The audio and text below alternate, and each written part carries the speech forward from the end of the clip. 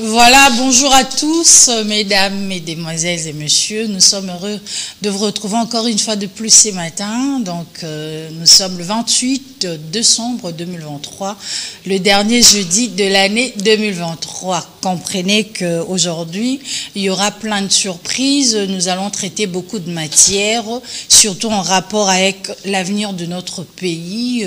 Nous espérons que vous êtes en bonne santé, parce que nous, ça va. Daniel Chisungu est là à la réalisation de cette tranche matinale. La régie finale est assurée par Dadi Munkunku. Donc, nous allons bien également à la direction. Monsieur Guillaume Moubenga, Monsieur Cédric et lui-même, notre papa, Monsieur Alexis Moutandango Imouana. Tout va bien ici. Et donc, nous allons vous communiquer cet amour, cette paix, cette bonté ces matins. Restez donc branchés, scotchés sur vos antennes.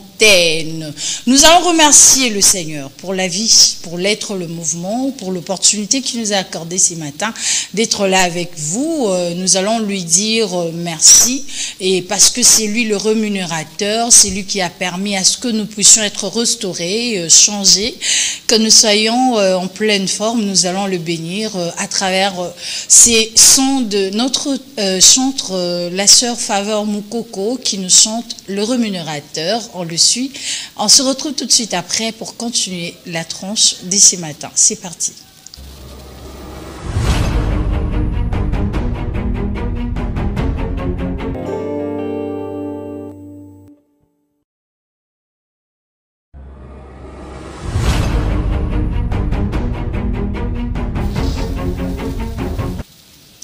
Voilà, il est tellement bon pour nous ces matins, par sa grâce, on est là. Nous sommes donc en direct de Kinshasa, la capitale, la belle ville, Mbokelengi, Nakati RDC, donc voilà. Et ces matins, nous allons parler de l'avenir de la RDC, mais avant d'entrer dans le vif du sujet de ces matins, nous allons prendre la première rubrique. Il s'agit de la citation motivatrice, une manière pour nous de motiver plus d'une personne. Ces matins, certainement que vous êtes réveillés avec pas mal de problèmes, de soucis qui vous accablent et dont vous ne savez comment s'en sortir. Donc, cette rubrique nous permet ensemble de pouvoir surmonter le problème, de trouver des solutions, de comprendre la vie, parce que tant qu'on vit, il y a de l'espoir, mais aussi on sera toujours contraint à faire face à beaucoup de défis, hein. Ça fait partie de la vie. Donc, nous allons aujourd'hui, ce matin, parler d'une citation motivatrice assez simple, mais profonde. On le prend déjà avec Daniel Chisungu dans cette rubrique citation motivatrice. C'est parti.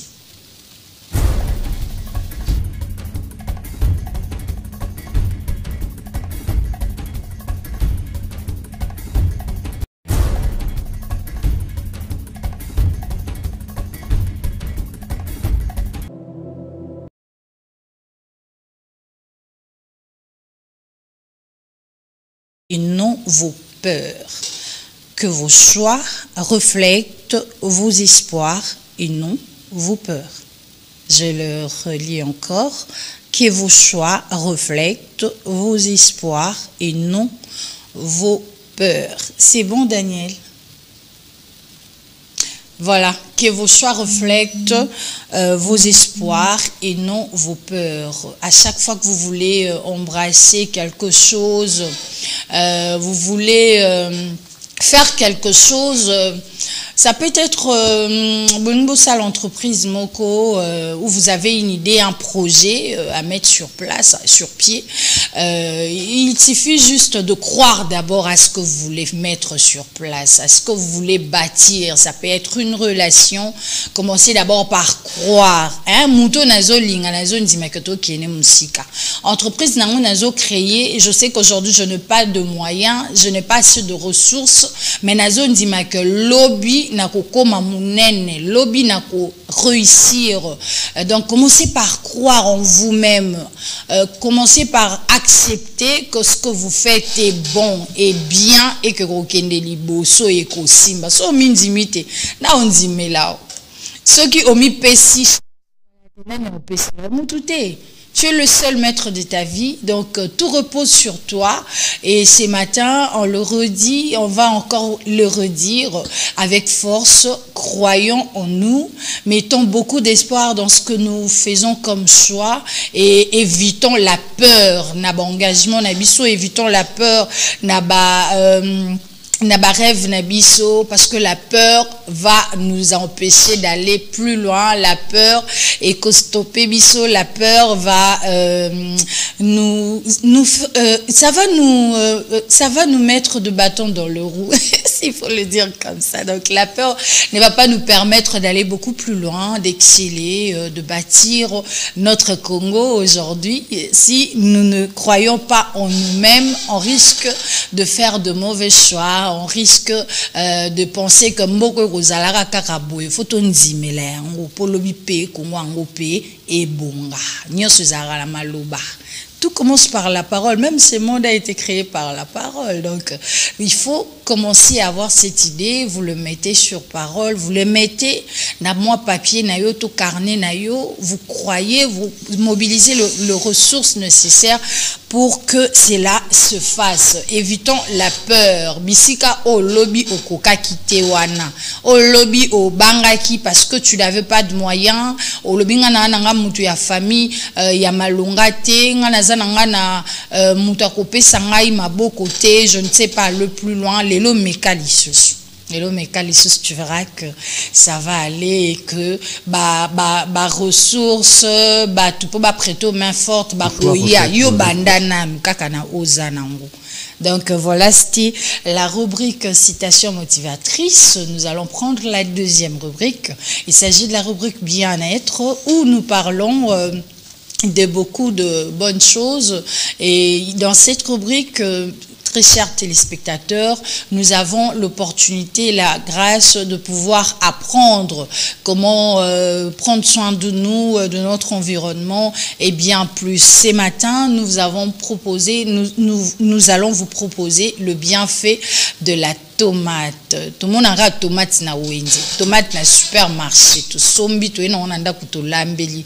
Mais ce matin, tongi to yeba facette nango mususu et ça la ranini, eza na nini kati nango. Lorsque nous consommons la tomate, qu'est-ce que to bénéficiaka?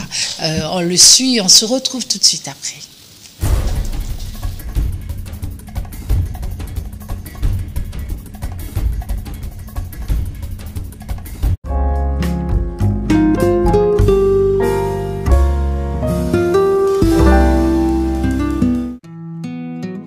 On vous présente les 15 merveilleux bienfaits de la tomate.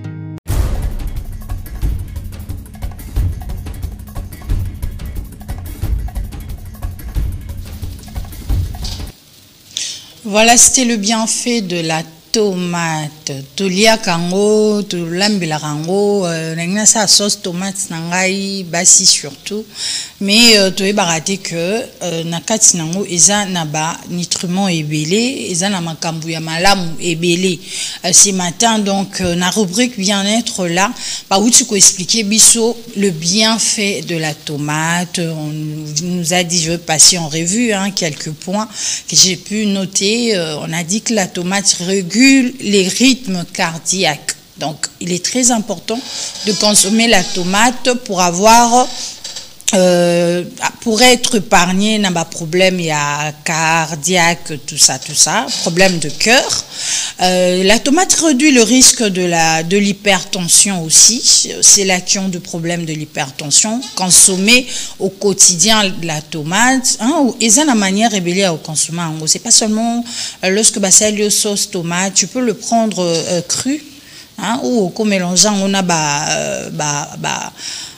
légumes sous polia yango avec un peu de la mayonnaise, juste un peu, pour éviter cholestérol et tout.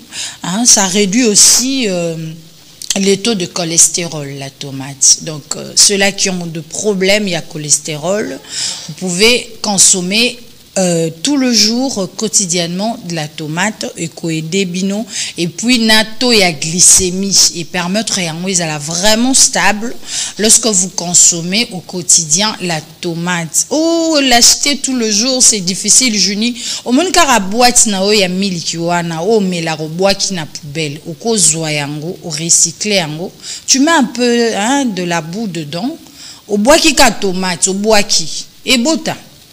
Et bon, tu auras cette facilité-là, sans pour autant acheter, de consommer facilement la tomate.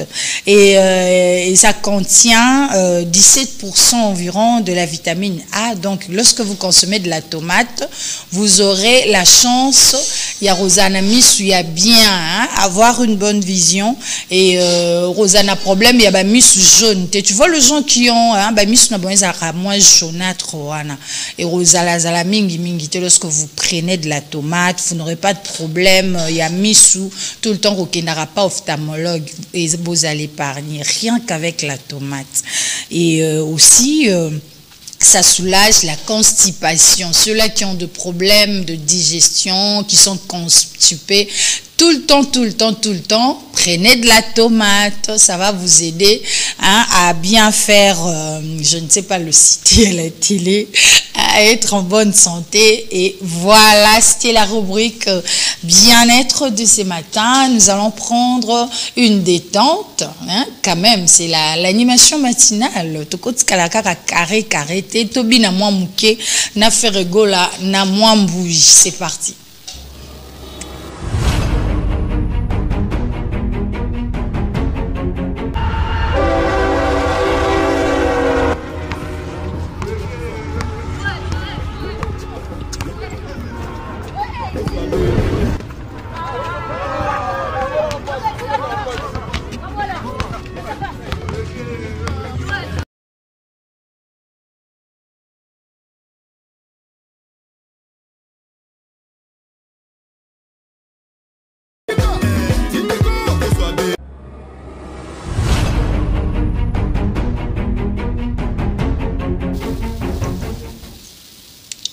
Frère Asika, Kebana sœur, Azé Abatu.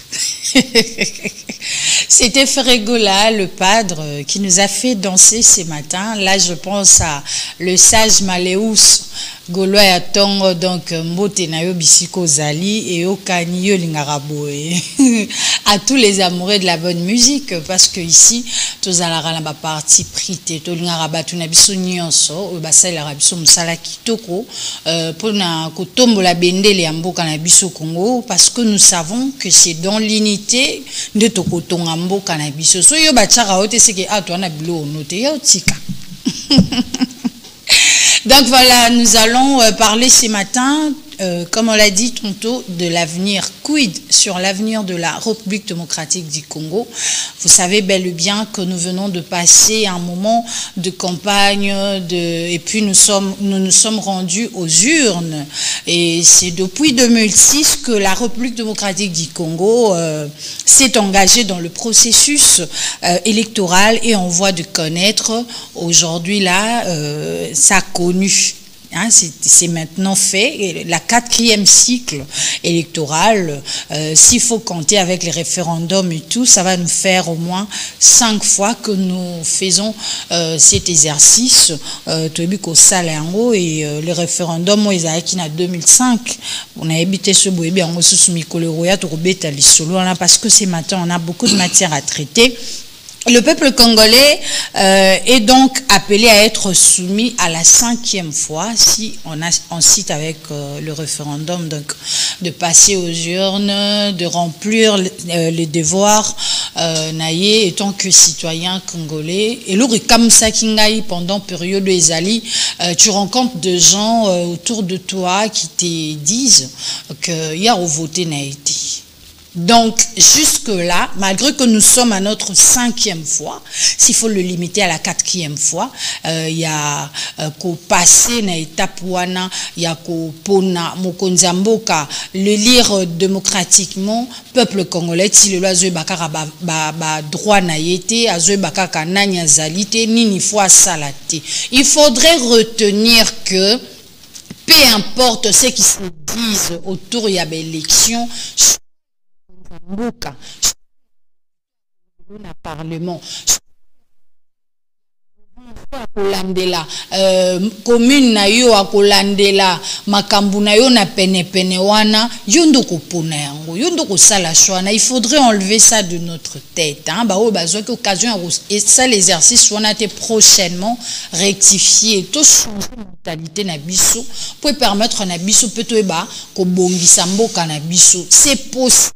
On l'a vu il y a longtemps, on n'a pas vu certaines choses et maintenant on est en train de voir un nouveau vent qui souffle Likola Mboka na biso et ça prouve que ceux qui totiennent les sous makasi, totiennent les sous makanis na biso en place, to se soutenir makambo ekobonga, makambo kene malamu to kotika convier bamboka bapaya pe baroko makoya awa ninga babande koya le poku biso to bota makité à l'époque où tozaki bana mike koya kotanga na colline inspiré na campus na biso unique to kozwa pe bato babane koya ko se faire soigner awa ndenge ya kalezala ki totika pe moi malade ya mukia awa ba même mutu en urgence mbang bakene en Afrique du Sud parce que ici il y a pas de matos, il y a pas de matériel adéquat pour pouvoir prendre soin de la personne. Donc voilà, changeons notre mentalité. Ce matin nous parlons de l'avenir de notre pays après les élections. Qu'est-ce que la République démocratique du Congo a causé la lobby? Pour cela, on a pensé à quelqu'un, il s'appelle Sentinelle de la République. Il est penza longwe causa Sentinelle à Bandako. On a vu que Sentinelle à Mapango à Batu. On a vu que na lupa on a vu surtout un Sentinelle. Sur hier retard au toqué, il est dans le là-haut. Ou bien sûr, Monique Zoya et qui bengié bongamara de Japon na Zoya de peur que nakuta na mabe si abongami azolande la fungwe li porte na tongo yenda zo bongisa lopango na tongo yenda zo bongisa venu melelo ngana yokio azara Sentinelle de la République akomango depuis quand Azali Nani il s'appelle comment? Il va se présenter tout à l'heure parce qu'il est déjà avec nous sur ces plateaux. Je le salue. Bonjour monsieur le Sentinelle de la République. Bonjour, maman journaliste. Boni. Ouais, Kimia. Sentinelle de la République. Toujours. Yo longo na lopango comme maman na République. Mboko eza munene papa. Moi je suis la sentinelle de la République démocratique du Congo. C'est-à-dire Nazo kengela mboka. Kaka ndenge uti koloba ke oyebaki ba sentinelle na bandaku na mapangu. Wapi ba kengela kalupangu na butu et na tongo ba bongisi pour que ba kolonda ko basa malamu.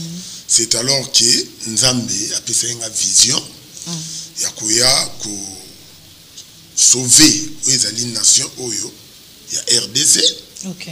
Oza Congo démocratique et puis ko landisama na vision ya chef de l'État ezali Fati Beton na bengakae pour soutenir la place n'est-ce malamu ou azali kosala to ina itando inene tutomboli yango la place oyoyo ye a salité to ke totuni awa pourquoi ba salité ba présenter biso bato o bazana habilité ya kobongisa place wana to moni bato wana papa awa pourquoi o salité awa pourquoi o bongisité ah pourquoi aki musalate il faut expliquer biso ce qui a expliqué to moni eza clair mingité ndena ina itando inene na fundier et pas chef de l'État biso petit peuple na chef de l'État tout longoli na musala donc tous en a besoin il y a RDC et comme vraiment Allemagne d'Afrique oyo président à la Kakibiso c'est alors que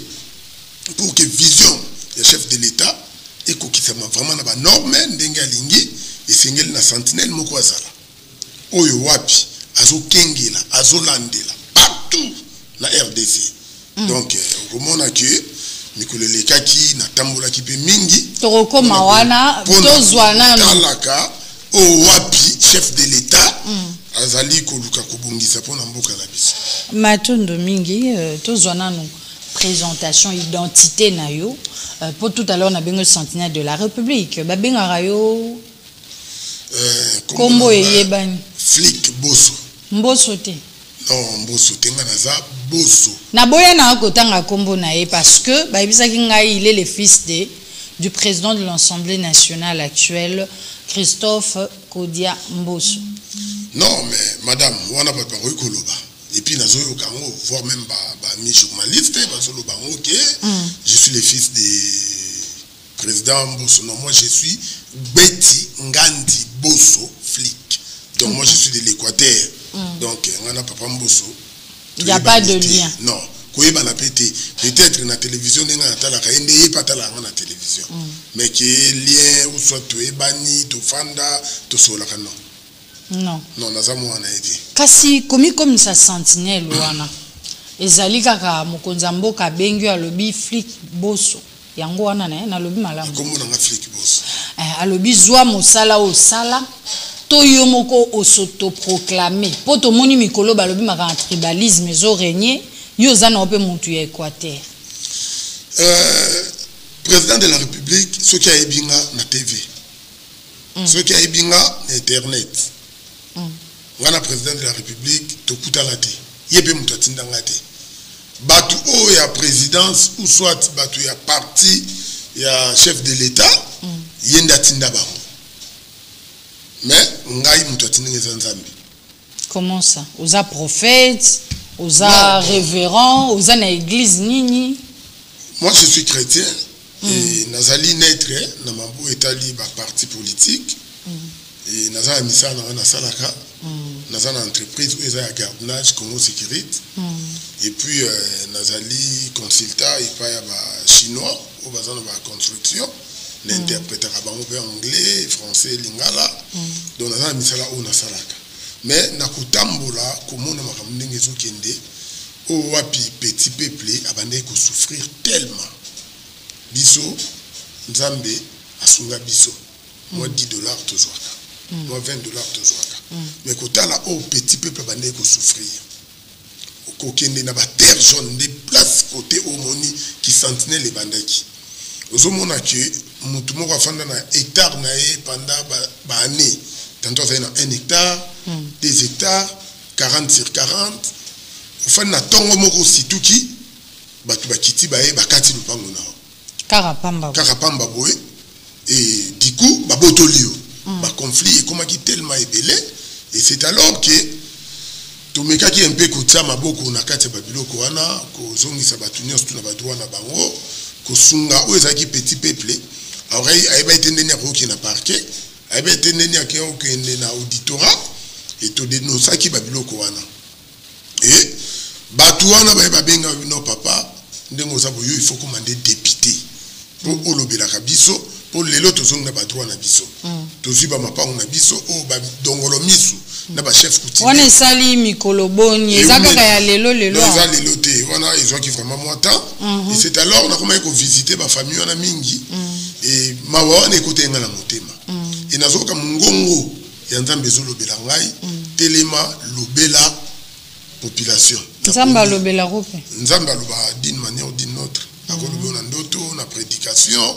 na bandenge nous sommes des chrétiens et bandé ko matanga voire même olali aussitôt que bandi ko miloba eza nini bon na ko comprendre qui appelle nzambe wa benginga comme singa sentinelle ya RDC mais na vision na nga eza clair ya ko soutenir o ezali ba œuvre nyos tout ya chef de l'État et batu nyos tout o ba noma bango na ordonnance présidentielle tozolande la bango que ce soit la justice na affaire foncière partout ba DG vous comprenez et tozo sunga pour que Congo ezonga ndenge ya malamu pour la nini bongisi yango karasiko pourquoi le faire maintenant avant ozalaki wapi bon eza avant que tu ba élection mat bande ko tunanga babité ndenge ozabo eza président de la République mutu atindio oza mutu IDPS oza mutu ya union sacrée et ngape na tunaki question président asali mandat na pendant 5 ans nazaki wapi il fallait qu'il n'aille pas ngape na liambongo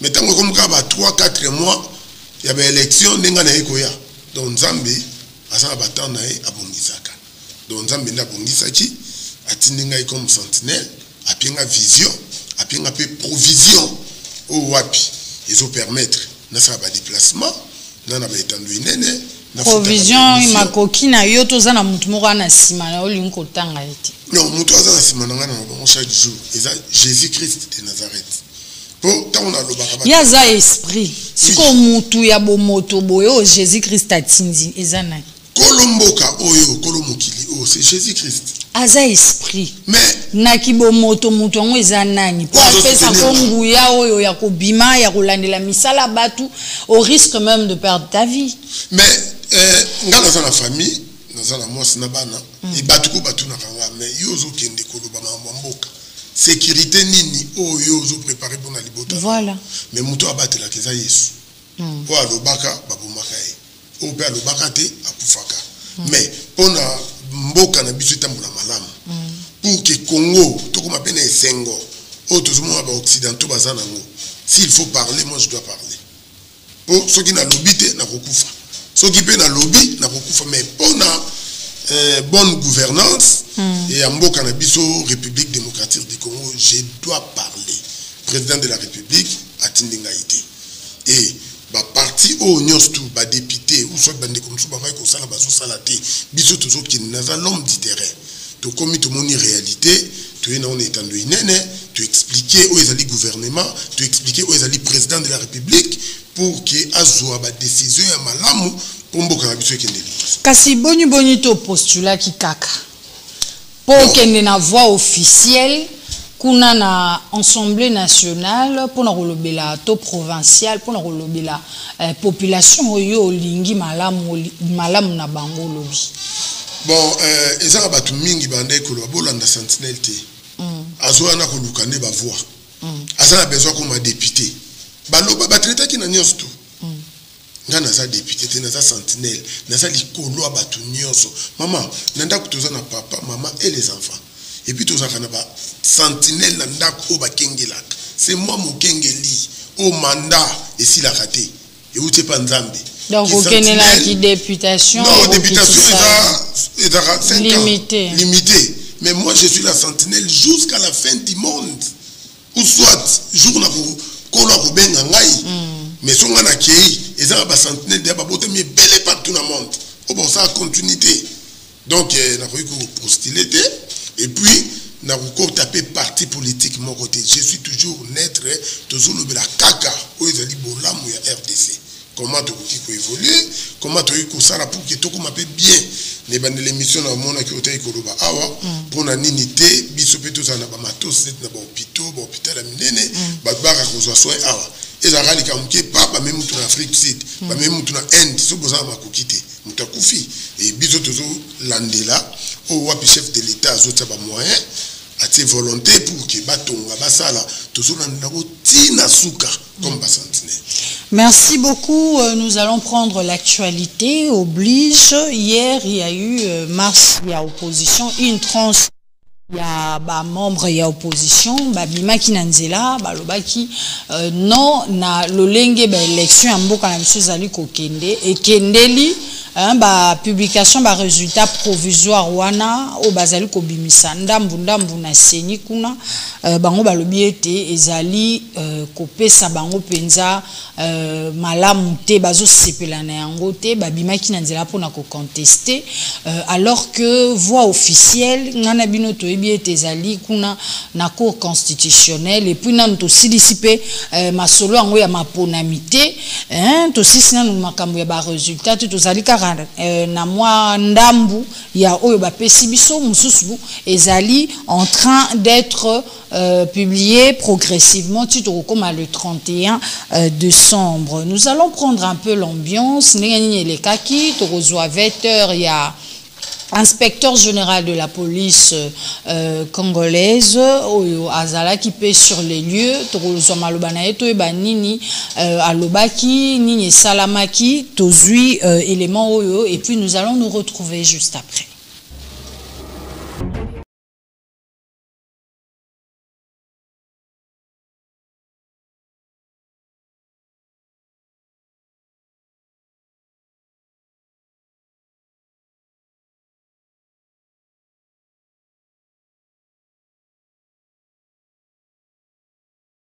de l'ordre. Des jets de pierres ont été échangés entre l'opposition par le gouvernement de la marche de l'opposition prévue pour ce mercredi 27 décembre. Martin Fayoulou, candidat à l'élection présidentielle, a rassemblé ses militants en cette date dans son quartier général à Kasavubu. Une aventure qui a mal tourné. Le siège de l'SID s'est retrouvé encerclé par les forces de l'ordre. Des jets de pierres ont été échangés entre les policiers et les manifestants. La police a enfin dispersé ces derniers et l'activité n'a pas eu lieu. Martin Fayoulou, le seul des candidats présidents présents dans cette manifestation, a pour sa part dénoncé une utilisation de violence de la part des agents de l'ordre. Pour sa part, la police accuse les camps Fayoulou d'utiliser les mineurs lors de manifestations politiques. Selon le gouvernement, cette manifestation de l'opposition est illégale. Le ministre de l'Intérieur a au préalable affirmé que toutes les dispositions sont prises au niveau de la police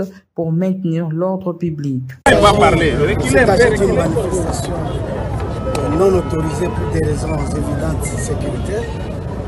Et vous avez vu comment, lorsque l'organisateur s'est entêté, il y a eu effectivement des éléments perturbateurs de leur marche qui ont commencé par des jets de pierre et qui les ont insécurisés. C'est alors que la police se sont venus pour remettre les calmes. Et s'il faut comprendre aussi, il y a un petit bilan, il y a des policiers blessés par des jets de pierre, il y a aussi quelques mineurs blessés par les jets de pierre des intrus. Et c'est ce qu'on craignait. Et c'est pourquoi on disait qu'il fallait écouter la voix de l'autorité, qui devait prendre des mesures nécessaires pour encadrer la marche. C'est vraiment déplorable. Si l'organisateur doit mettre à l'avant-plan des mineurs qui ne sont pas accompagnés par les parents, c'est que prévoit la loi aussi. Je crois qu'avec le temps, l'organisateur sera interpellé pour justifier la présence des mineurs dans la manifestation qu'il a demandée. Pour rappel, les candidats à la présidentielle, Théodore Ngoy, Jean-Claude Baïndé, Martin Fayoulou et Denis Mukwege ont il y a peu annoncé la tenue de la marche.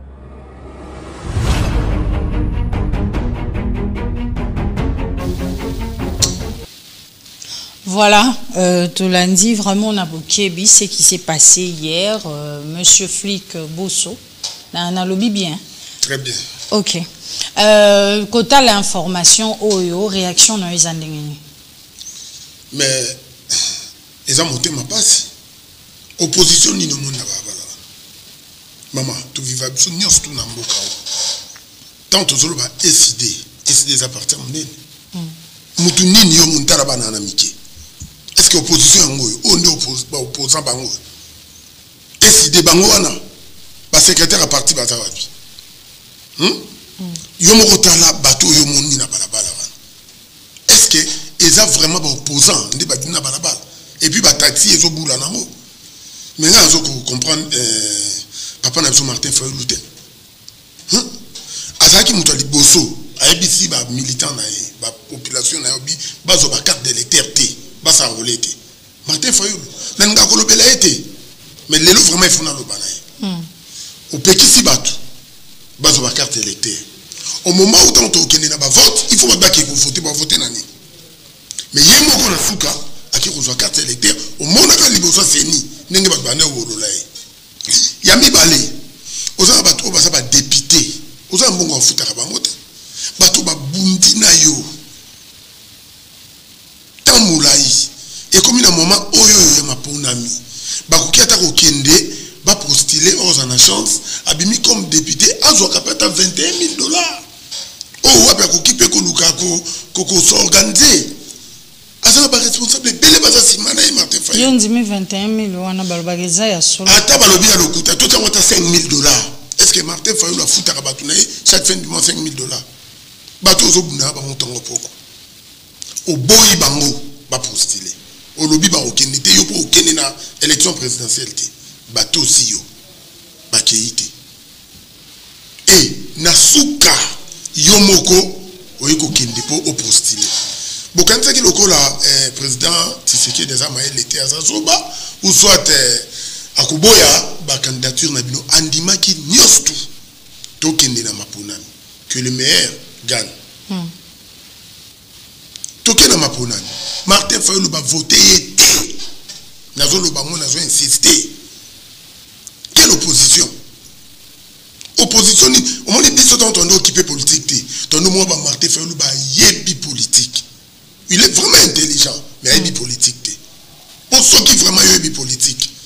Ceux qui t'ont vu PPRD balobaki bango bako voter te. Bazu ba carte électeur te. Batie ba député te. Baki pe na présidentielle te ba fandi. Lelo ngala lobaki meilleure opposition. Ils a PPRD. Ba fandi na quoi na bango. Bazu intervenir s'il faut intervenir. Mais tableau comme Martin Fayulu comme ça. Ça c'est blaguer avec les gens. Comment ça? Bana wana ni.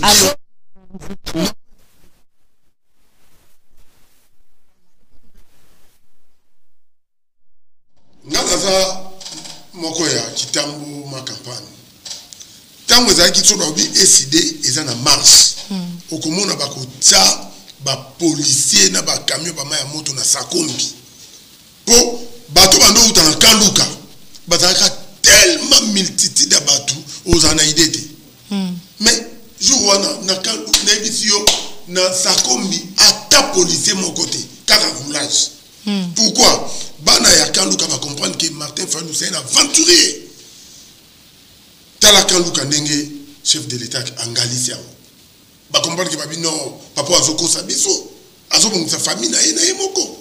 Ata mutu moko ta Kanduka bimaki. Akosi bango ndenge ni po ena na zui poste politique te pour na rotal Samael na e. Non mais Moïse Katumbi est-ce qu'il a déjà poste politique comme président de la République? Azalaki gouverneur. Non, Azalaki, Olobibi Azalaki. Mais tala batuya ensemble. Ndenge bazaka motivé pour na mutuna bango. Mais Martin Fayulu awa atomoni batu baboyi na bango bima ake azui ba mineur bana batu mikie. Obimisi bango na nzela. En tout cas justice, il faut ata likambo. Ezate ke soko zo opposant ou banda ko bomisaka batu boyi. Non. Tala. Non, qui deux personnes bakoufi bana batu amitié. En tout cas justice faut ata likambo malam. Ezate ke le quoi yoza opposant allez au banda ko bomisa batu pour bolo bake non, ezaki na période ya fati na bomisa ki batu non. Mais pendant période pe ya élection to constater na ba descente ba candidat misusu bazalaki plus accompagné na ba mineur. Ba mineur wana ba deraka na ba parti politique, ba mineur wana po yoza centenaire de la République. On suppose que oyebi pe mo makambo belé ba mineur wana ba komaka kuna ndenge ni. Mais ce que mon neti ba mineur o ba c'est pas ya Martin Fayulu. Et ça ba to ba sombi ba na mbongo. Ba ba kosi ba tellement ba ma elete ba za mikie. Na ba petit na biso ba la bala wana. Tala vraiment ba cadre responsable à SID. Au moni ba ngo combien na nzela wa. Au moni combien pour ngana total image wana. Si réellement ils allaient battre SID ne peut pas nzela. D'ailleurs oyebi battu na parti on est à parti moko o ezé fanda. Biloko wana ya revendiquant est-ce que déjà pas publié président ba OK non président gagné ye na noté. Et ce qu'il faut revendiquer faut qu'il y ait un cour constitutionnel. Et en dehors ya wana Martin Fayulu na mona poto. Lokola président na biso Fati Beton. Tota kutu Moïse Katumbi te. Total libre élection o elekili banda ya mboka. Ozomo ande bat ba otanga. Tshisekedi.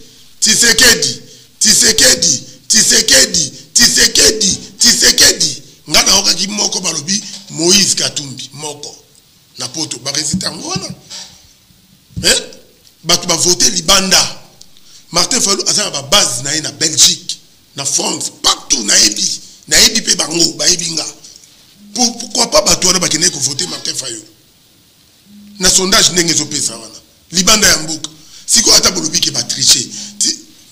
Fati mutu akenda ki Tshisekedi ka telemesi mamana tanga ka Tshisekedi mindele ba observateur bazalaki. Bazomona ndenge voter zo lekana. Toko koloba nini esali bongo tout à l'heure le bi kan luka ba bimite toke na kuna na poto ba poni Martin Fayulu te parmi ba favoris. Qu'est-ce qui est à la base? Qu'est-ce qui fait en sorte que toyebi que na nous saigner à publier makamango to zo sala que bango bazala défavorisé na mwandambu ya ba résultat au ba pesi. Mais Martin Fayulu ko embrouiller bato. Et bato na bango moko bato a décidé bazo comprendre té tozo kende wapi na président na biso. Au pekisi bato ba carte, au pekisi bato ko ba député, yo moko postuler, bato ba voter yo té. Attends ba centre A na Kinshasa, bato ba voter Martin Fayulu té. Qu'est-ce qu'il y a à la base? Pourquoi Batbaponi Bangote? Il n'est pas le seul. Il y avait Mukwege, postulat qui est belé constant, Baza est belé, postulat qui. Pourquoi seulement Batbaponi Bangote? Na batu bazo ko comprendre sous Martin Fayulu té. Na za une vidéo mo réseau lekana, papa mo bazo ba kino biso toza batu ya numéro 21. Mais yé moko a mandata ki biso. Alobi bo kende bo voter numéro 20. Mais to komi ko ka moi ndenga lingi so ça la marche. Marche ko ça là. Ba pese autorisation jamais na ministre de l'Intérieur, jamais papa na biso Chatini ngobila autorisé. Mais au bandi ko ça ba tozo comprendre té base eza nini loko ezo telemusa président Martin Fayulu abimasa ba buzo ba wa so ça. Et c'est normal, il faut aller expliquer où cette justice, pas mécanique, ça va inviter, pas fan de président. Vous pensez que ça a créé des ordres autour, il y a Maponami. Mais tout ça déjà, dans la période, il y a fait, et puis tout ça, dans Maponami, tout ça, fan de tout ça, il y a pas résultat. Tant que yo luka ko excité batu, bako mabasa à désordre, aux anan, aux ennemis à Congo, aux ennemis à Congolais. Na ba période oyo et puis tala tant mo boulot ezo salema ba taxi oya jaune ezo boulot na ezo lekala o monika moi quelques batu moko o ba pe bonbonga mike ba bimi et puis bazo ebelo ko nité ba na balabala. Donc il faut pas benga na nous président Martin Fayulu ba meka ko pour makila batu eza maïté eza makila parce que famille o e perdre batu wana Martin Fayulu on sait que ça ba oyo ko sakana la police té ba pesio na nous Martin Fayulu azamaele azamona poto il faut qu'on respecte mibe kwa mboka yo ba pesi on dingisa te otambola mais obimi par force. Pourquoi est-ce que zamba la liboso Martin Fayulu asenga marche ba primela tant ba pesa ka ndingisa tambola atambola et puis ba tongo ba bima ba kuna ko pied kolanda ba ko boto na bango biloko. C'est alors la police a quitté pona kwa ko ta kimia et bango ba ko menacer la police. Maman, mutumo ko tesa likolo mbeko na mboka o. Yango nazo ebisa biso nyonso ba Congolais. Sentinelle de la République mais c'est flic boso nazali. Donc ndenge tozo kene na venir à Congo, au sali nous sala malamu te. To bengi population, président de la République mention olongwe. Il faut mboka na biso to mata. To koma malamu o to envia ki pa paya et comme appelle en RDC. Merci beaucoup. Autant via que pas bapaye comme appelle na RDC Mikoleleki tout monde qui inauguration et hôpital général Mamayemo ba salaki yango tout monde qui tongi avec la complicité de Daniel Chisungu sur a coupé sa ba image wana élément wana et plutôt zonga pour na ko commenter misala wana na kati ya tronche matinale na biso. C'est parti.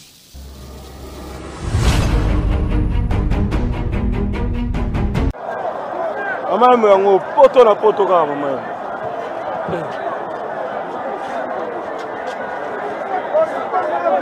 Poto.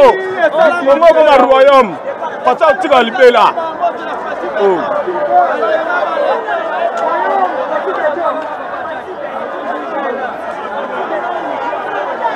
Comme un royaume. Ya dadi bito diye yo. Ah la kata maman emo donc. Mais ici yo biso yo la kata maman emo. Poto. Parti Beto, comment royaume? Oh. Onumboeko. Parti Lipanga. Lipanga na ebisi o tipo. Ah, maman est mauvaise là, on va visiter Kota Bima. On a qui alors, biso pas mon abiso que tous alliés. Au monde Beto. Royaume. Oh. Oh, Gatani. Quand on a la carte, quand on a la carte, quand on a la carte, on a la carte. Bateme Bachaka. Ah, na ebisio, epi na ebisio. Tipo yo royaume. Comment royaume? Hein? Ya do tika libela. Bachaka. Yango. Ah. Bateme Bachaka yango. Boni yango. Mama emo. Yango bakolo. Yango. Yango. Yango yo. Yango yo. Tembe sili. Tembe vide. Epi yo. Ah, non, maman yemo.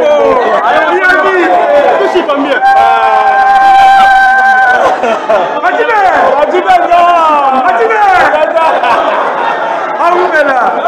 Il a payé 10 milliards mandat. Royaume.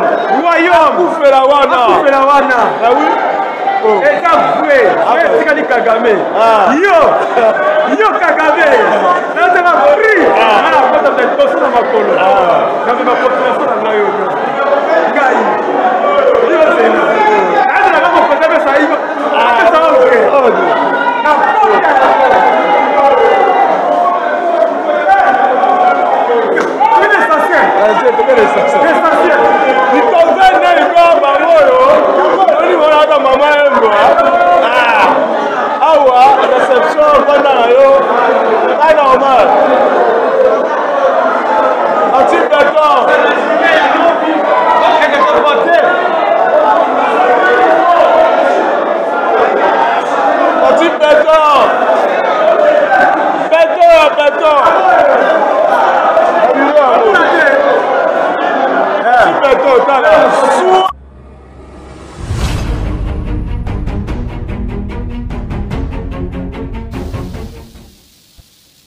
Voilà, c'était donc Maman Yemo, l'hôpital général de la ville-province de Kinshasa, M. Flick Bosso. Réaction par rapport il y a construction, il y a réfectionnement, il y a hôpital général Nabiso, il y a construction et hôpital général Nabiso Yamboka. Ezani. Na babiloko abone nga babenga nga M. Flick Bosso te. Babenga ona. Na sibula babenga nga la sentinelle de la RDC. Mutu o wapi azo soutenir 100% vision ya chef de l'État. Mama journaliste, nga naza l'homme du terrain. Na boya kitokende ba élection na tina. Na bande koleka ba etando inene. Na ba émission belé na obi tokende élection te. Pourquoi?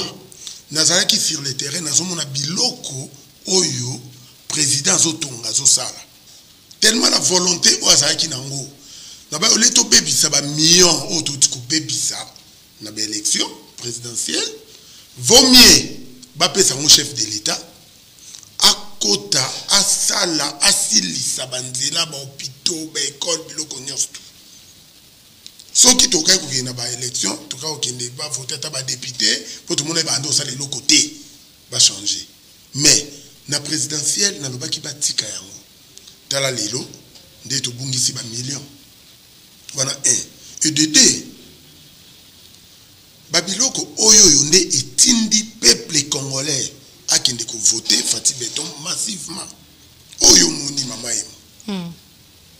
Gaza ki na Ituri. Na Bunia. Oh wapi sali labo général. Eza munene koleka mama emo. OK. Hôpital général ya Bunia. Ndenge ba réflexionner ngo mes respects na lieutenant général Kachamaluboya, gouverneur militaire. Oh wapi a réflexionner o ezali hôpital général. Ba ambulance eza wana intact. Morgue ezali na hôpital ya ba soldat na kati wana. Côté gratuité zalaki ba bongisi aéroport ba bongisi biloko ebele na zo ebisao na tambola ki mingi na biki non totika na biso mambo élection to ko bebisa mbongo comme ça président de la République a changé car ba ministère côté mon ba ministre msu baza faible né à remplacer comme ça en 2028 né toki na maponami calculer ça ki bongo mais bochetembi. Mais il n'y a que ça anticonstitutionnel. Mais voilà ne bien voter les mains. Mais ainsi dit l'Éternel, ou soit Bible et préoccupation, parce qu'elle soit chrétien, ou soit Coran, ou parce qu'elle soit musulman. Tout qui part en mode amour du prochain, ça va. Yo la tiki toko, zo lia bien. mais bateau on a qui n'a visiter bango na ba érosion na ba mososo bulala qui 7 personnes boule beti 3 ba noyé ba kufi botikali 4 bomona ki ngote mbula yango ebandi kende na terre jaune eza na ba érosion pour sakanate oh il fallait qu'il towe les anans ko ezaki bomo ya batu mais tellement batu mabumu na bon poche na bango etonda raté ba raba welela boko zongo wapi mais élection ezali lolenge toyokana ki na constitution nde yango tozolanda mama tango yo koboya yango elexi to kobimate libanda constitution ezo permettre biso totambola na nzela oui la constitution oui biba misolo combien o ezo bima pona ko respecter o batungana o to fandaki to sali constitution wana oyebi ba vie ya batu combien o bazo kufa batu combien bazo perdre vie président na volonté atie biso gratuité et école atie gratuité maternité pourquoi pas beaucoup l'opé loi constitution le bail mais dans la réalité tout le monde tout canon biloko wana to ke ndeti na 2028 mais à respecter la constitution mais lelo awa partout bazo voter Félix Tshisekedi numéro 20 et na ba sondage na ba Congo na moni 96%. Vous comprenez? Et si quoi bandi ko sa mitema mikovi mitema likunia o bino bokanisa ki que na ebaki to kosuka boui na prophétisa ki on a ça l'homme du terrain na ebaki batu nyonso ba ko voter Tshisekedi voir même Martin Fayulu le jour azo kene ko voter batu azo ebisa voter numéro 20 ba beleli tous ça ba témoin na ngai na yo na nzambe na likolo ayebi ke président mbuka wiza Fati Beton yo ki batu balobi kuna ekoma royaume akoma roi akufa na kiti ya bokonzi ngamu na te batu maloba mo pour bafandi des années no ba mon hôpital général bongote ngabu na kanise ba changer ngokombo ekoma ta hôpital général maman Marthe non mais au monique atiki ngo mama yem c'est un patriote le véritable congolais moi na limité moi na Kondo Tshisekedi moi na maman Marthe mobali ya maman Denise papa moko responsable de Fati Beton et azamutu oyo ngai na soutenir 100% nzambe ndatindi ngai na soutenir. Ça va, tolobela ba festivité puisque tous en période festive où tu célébres la Noël où tu koleka il y a 3 jours tozo kende pe ko fêter nouvel an 2024 tozongi na Ituri et pa wapi bango pe ba fetaki Noël na bango total ambiance et les kaki na kimia et les kaki le lengeni total on a bilili bongo tokoya comment juste après.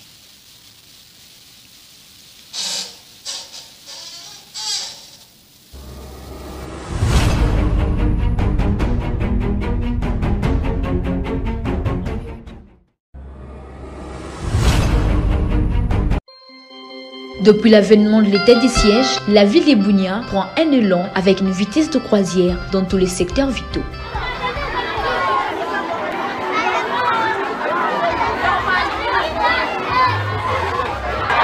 La journée d'aujourd'hui reflète la naissance de Jésus. Le nom de notre gouverneur de la province de l'Ituri. Notre gouverneur s'appelle Boyaka Chamocho. Comme vous pouvez remarquer sur ces images, la joie, les bonheurs et la tranquillité ne manquent pas à l'appel comme ce 25 décembre à la fête de Noël. Conséquence de multiples efforts déployés par les autorités militaires.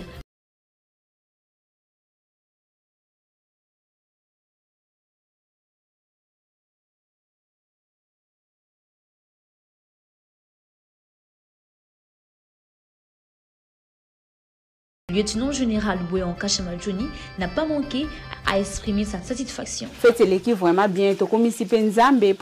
La fête s'est bien passée et nous rendons grâce à Dieu pour la paix qui règne dans la ville de Bunia à travers nos autorités qui font bien leur travail. La fête elle-même, elle se passe dans le calme, tout se passe bien, nous sommes très contents.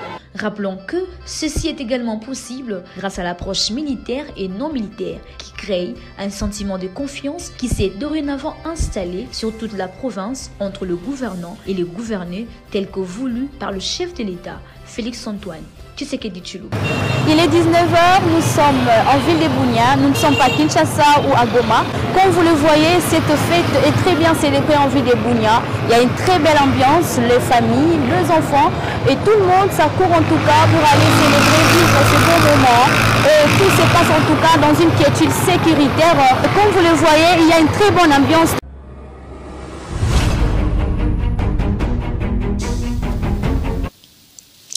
Voilà, donc vous pouvez remarquer que tout salimois retour en arrière, tout qui na katia province na bisokuna tozaki na Bunia et pas puis on est allé voir un peu on peut célébrer qui la Noël, les enfants et tout.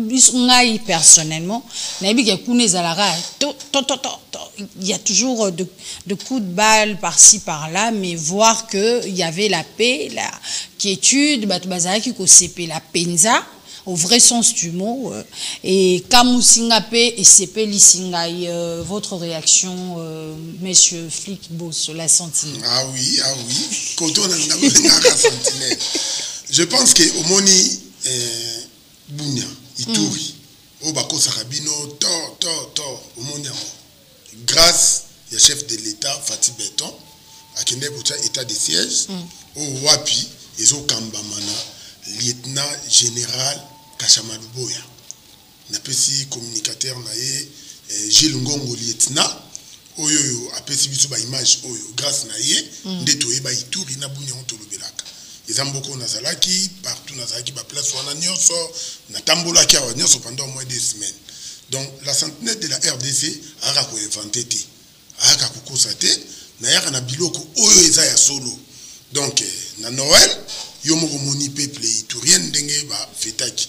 Raison pour laquelle ozomona bato wana ba votaki massivement Fatih Beton. Donc na zaka kuna na ba descendre sur terrain pourtant ezate ozotu na bato mutu mo ba bisinga papa sentinelle. Ne toza a Bunia Mobimba sur 100% 99% ba voter Fatih Beton. Pourquoi? Na bien bon. Pourquoi on n'a pas faisabilité? N'a pas 1% wana ba voter na habité 1% na ba carte électeur na bango ebunga moi ba voter ezate yango moni 99% na biso ana Ituri to voter Fatih Beton na zaki Jean Baptiste on a kindaki ko mona biloko avant chef de l'État qui ko inauguré ba école à 145 territoires laboratoire ba hôpitaux biloko belé na ba université oh wapi chef de l'État a tongi et gouverneur moniwana et ton un état de siège pendant 2 ans. Au moment où 5 chantiers bafandara 17 ans na nini lekaki gouvernement ou leka il y a 18 ans ou 20 ans batikara inachevé na gouvernorat. Mais kaka na ba nini comment dirais-je na ba état de siège c'est alors que quand tu tombes. Il y a un moment là, il y a un cas tout le monde président va choc, l'état de siège. Il y a un moment là, 2 semaines. Non, président. Aux oies qui les malam. État de siège, c'est le là, béton armé. Ce qu'on me dit que l'on a yango, au comment on a que, badongolo mis soit roluka, baya babo tout la place, on a posé ça là-bas. Or, biloko ebele. Chef de l'État, o ayokaka. Ayokaki, atiki état de siège. Aux hommes évolution, ils ont vraiment un casse. Na cité, tous en mer et ville, colonel Boskombu, Ikola, ou à Tongi, ba marché minene, et tous en a bougumestre, ou baza ba soldat, ba Tongi, ba démarcher. Donc, na Bunia kuna baza un vimoro malam, kito kona Ituri, nga après le 10 janvier, je pense que Togo quitta dans terrain, na équipe nyos tu ya CNTV, token de lisusu, comment on a bino pe bomona, comme ça, on te awa na plateau, boya ko témoigner, oyo nga na zo salaka comme les alliés témoignages. Donc voilà pourquoi peuple congolais partout dans le monde, ceux qui les loba tu va voter qui numéro 20, les alliés Fatih Beton, ils a par rapport il y a ba bien fait et ba faisabilité oya sali. Merci beaucoup pour la réaction par rapport à ma kambo ezali ko sala ma malamu kuna na Bunia to PCP matondi na bakambi ya côté kuna pe topesi bango longonia topesi longonia na mapinga na biso bazali ko sa musala malamu ensemble na ba patriotes wazalendo topesi bango pe matondi mingi encore beaucoup d'encouragement pour le travail au bozali ko sala na ngambu kuna ya mboka na biso tozolo belasko justice parce que tozolo bela thème na biso ya moneno ezali sur l'avenir de la République démocratique du Congo tukoti na Italie justice tozui plainte ndeko Sentinelle ba ebisi biso ete na ngambu ya parquet général ya Gombe ba dossier et sont tassés musale ezali ko sama malamu te musale ezali ko sama na lenteur bato bele baza ko se plaindre par rapport à ba dossier na bango bele ba komi voir même ko zwa yango comme mango na parquet ya Matete peut-être na mikolo ezali koya soko opesa biso nzela okozonga wa tokoluka bato wana baya koloba yango parce que TV ezali radio te il faut makambo tango bazoloba pe ezala te lokwa biso nde tozoloba yango bakolo makambo pe baloba yango emonana balobi kuna musale zayo sa malamu toyokaki pe lisolo wana etant que Sentinelle de la République. Maman journaliste, merci beaucoup. Raison pour laquelle Ami Bengi, la Sentinelle de la République démocratique du Congo. Moi, je pense que déjà, Nazobe Tambela, par rapport à l'avenir, il y a Congo. Et Nazobe appelle comme Sentinelle, et quelques avocats, Bengingai, moi, quoi, Ebisinga lobby que non, papa Sentinelle, tout l'andio. Et puis, au lobby que, ndenge tozoko ta janvier, Moutou Asel Moussa Malamouté, au coin des Tando Inene, au fundi et na petit peuple, au Ebisi président de la République, à l'Omoli Moutouana. Là, le problème tout ça na parquet général ya Gombe. Avocat wana benga lobiki, il fallait azwaka papier benga lever copie. Ça fait au moins 2 semaines na nazu yango te. Nepsaki OK, ça va. Ngai na linga koloba likambu na ba preuve. Ozomona et surtout on ezali justice. Justice ne simbimboka, justice ya monde tambusa mboka et mutu moko te azali likolo ya mibeko awa na mboka na biso. Donc moi je pense que tokoki koya na ba quelques avocats na plateau baya ko dénoncer mambozo leka na parquet général. Pourquoi na lobby loko wana? Pourquoi? Ba avocat ba comme na ba problème na ba client na ba.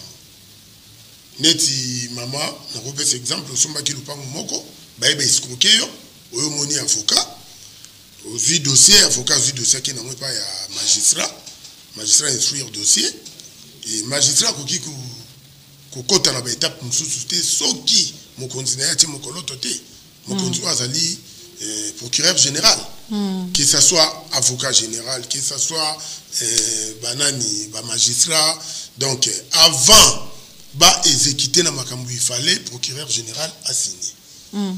Et au salaki na bureau et à procureur ba dossier tondi tellement ébélé au wapi et ça signé té. Donc et ça li un peu le corps pour freiner musala. Or justice et ça musala l'état et ça place au chef de l'état il faut attendre makasi pour et surtout dans un état de droit.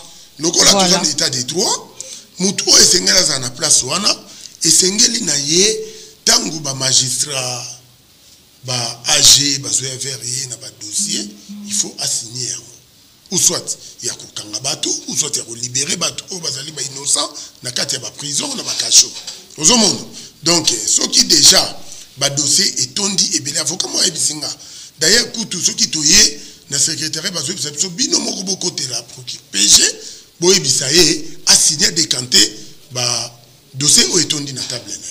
Mais selon yo, ce qui est pensa tout côté en Bosindo, selon yo, ni kokoza à la base ya le lingue ya kosai la musala.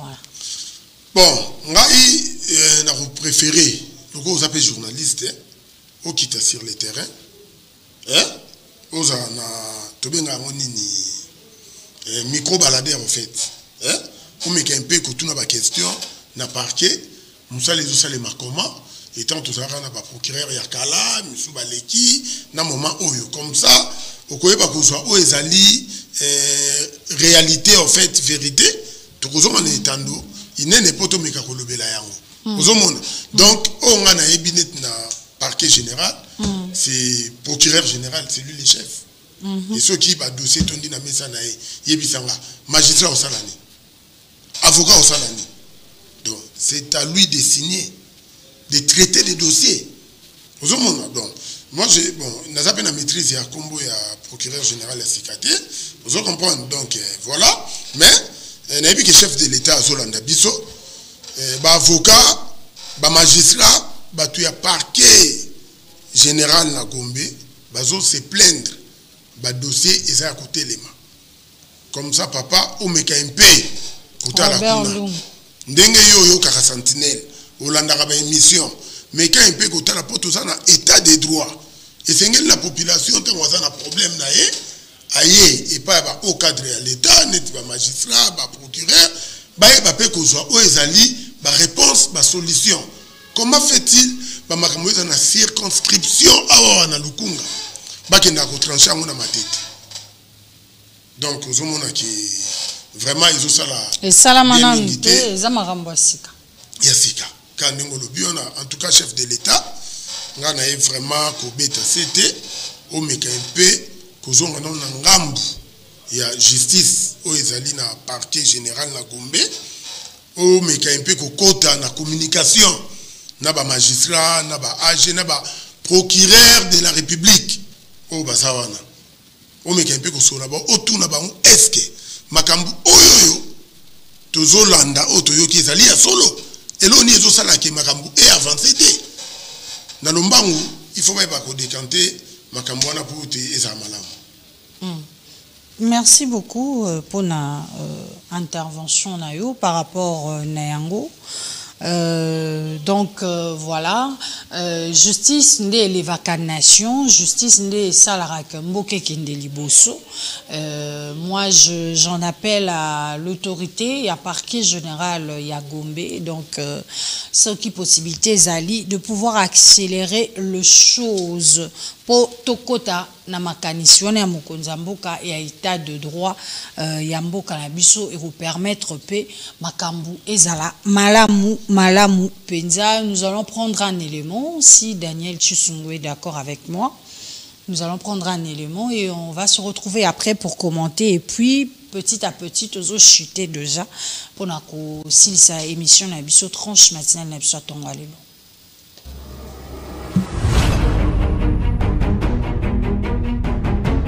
Ici, palais de justice. Voici celui qui était jusque-là avocat général près la cour d'appel de Kinshasa-Gombe. Robert Kombo Panzu vient ici aujourd'hui dans une autre casquette. Depuis juillet dernier, il est nommé par ordonnance présidentielle procureur général près la cour d'appel de Kinshasa-Gombe. Robert Kombo Panzu vient pour une cérémonie de remise et reprise avec les sortants le PG Luntaka. Ce dernier s'étant absenté, la remise et reprise a été effectuée avec le secrétaire principal, chef de l'administration de cet office. Le PG Robert Kombo Panzu remplace le PG Luntaka, mais il sait que c'est un mandat qui commence et finira un jour. Je viens d'entrer et je vais aussi sortir. Et donc je ferai une autre cérémonie du genre pour sortir. Donc c'est un exercice auquel nous voulons nous habituer, à l'instar des politiciens qui nous parlent de la passation pacifique et civilisée. Robert Kombo vient à la cour d'appel de Kinshasa-Gombe avec la détermination de faire de l'état des droits, prôné par le magistrat suprême, une réalité. Je tiendrai une réunion sectorielle avec les procureurs de la République, avec les collègues du parquet général, avec les inspecteurs judiciaires, avec le personnel, pour que tous les secteurs rencontrent la préoccupation du magistrat suprême qui voudrait que l'état des droits soit une réalité dans ce pays. C'est par nous, ça passe par nous. Ça passe par notre comportement. Ça passe par notre façon de traiter les dossiers. Plusieurs sources contactées par Congo Web soutiennent dans les milieux judiciaires que le choix de ce magistrat est vraiment judiciaire et contribuera au redressement du célèbre parquet général de la Gombe.